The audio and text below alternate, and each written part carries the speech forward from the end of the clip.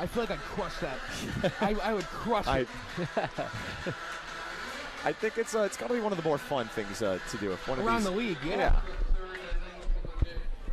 Yeah, but just going back to that last bottom half of the inning, the goals leaving guys stranded on base, and when you put yourself down in a 3-0 hole early on in this game, having to fight back and get into it, the opportunities may not come as much as they think. So having to capitalize it, especially when you have runners on first and second with no outs. Yeah, 2 walks by Matt Wood and Bryce Hewlett led the inning off, but then a strikeout by Joe Fortin, a flyout by Jordan Rogers, ground out by C.J. Pitaro. Ends of the thread, and Ethan Hoopengarner is back out for his 3rd inning of work. He faces 4, 5, and 6 with Hank Thomas leading things off. Had the very first hit of this game. It was a big one, RBI single, and Danbury had to lead 4 batters into this game.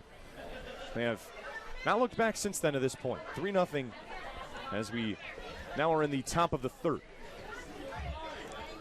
0-1 is downstairs.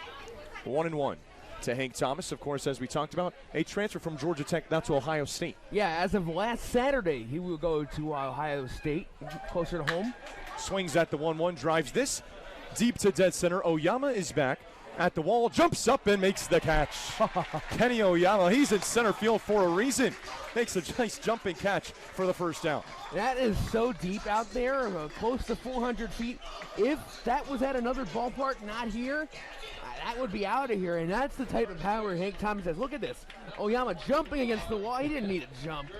360 out there, and Oyama kept going back and back and back, but he makes the catch and, gives himself an extra point on the hop.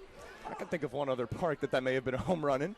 The park these two were playing in yesterday, Rogers Park. Rogers Park, yeah. And he's hit some across the street at Rogers Park, too. Batter that has a home run against the Newport Gulls. William Gursky takes the 0-1 inside, now 1-1. And heck, John Anderson hit one across the street yesterday, his second one. 1-1. Just a touch outside and low. Now 2-1 to Gursky. Struck out swinging in his first at bat, came in the first inning. One of 3 strikeout victims tonight. 2-1. In there for a strike. Now 2-2.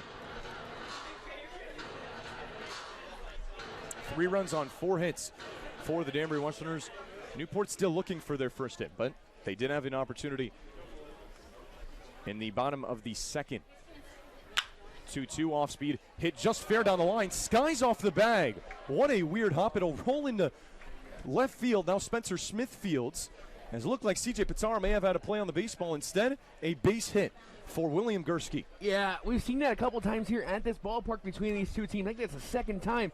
This one goes off of the third base bag, hops up over C.J. Pitaro, and then going to get it there is Spencer Smith. When we saw with the Westerners, on the other hand, last time we were here. And Pitaro can't do much about that. He's got a... As this pitch line, jumping play by Smith, he's got it. What a play by Spencer Smith, the shortstop for Newport. A jumping play. Kapusinski's laughing at he nice hit there, great hit by Cap, but Spencer Smith using the hops there.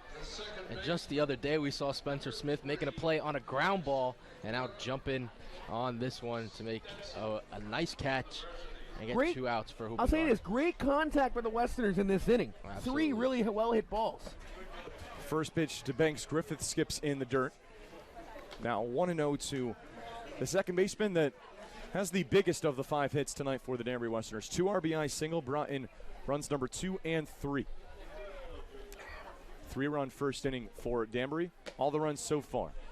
Hoopengarner doesn't get the call on a sharp breaking ball. Now it's 2-0. That was pretty nasty, if you ask me. Really slow, too. 62 miles per hour. I think that's kind of like an eephus. I'll throw back over to first. Check on Gursky back in time. Yeah, Will doesn't have the best wheels. I wouldn't expect him to go up, but you never know with Bobby Rodriguez at third base. And this pitch comes in upstairs to Griffith, who's ahead now 3-0. 29 balls to 28 strikes so far for Ethan Hoopengarner, trying to finish off his 3rd inning of work in his first start as a Newport Gull. 3-0. Get me over fastball, gets in there for a strike. 3-1. Hitting .285 is Griffith coming into tonight. Had a fantastic start to the year.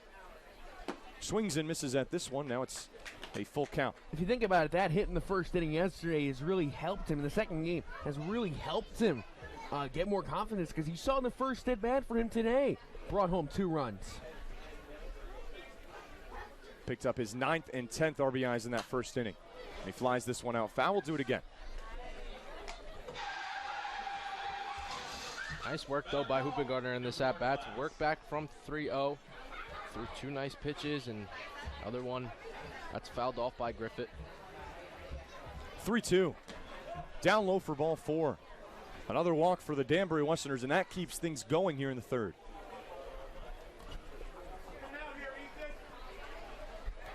Hoopengardner now almost, he's actually at 61 pitches.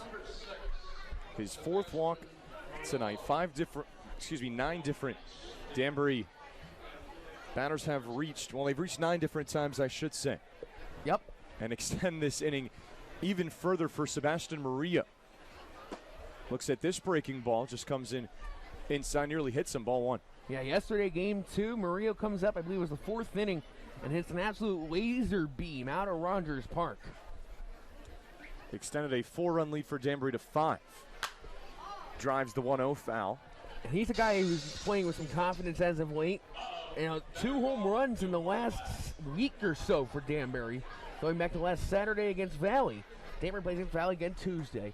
So hopefully Murillo, who has four of his 7 hits this year, are against Valley. 1-1. Driven foul again. He's getting some good wood on the baseball here.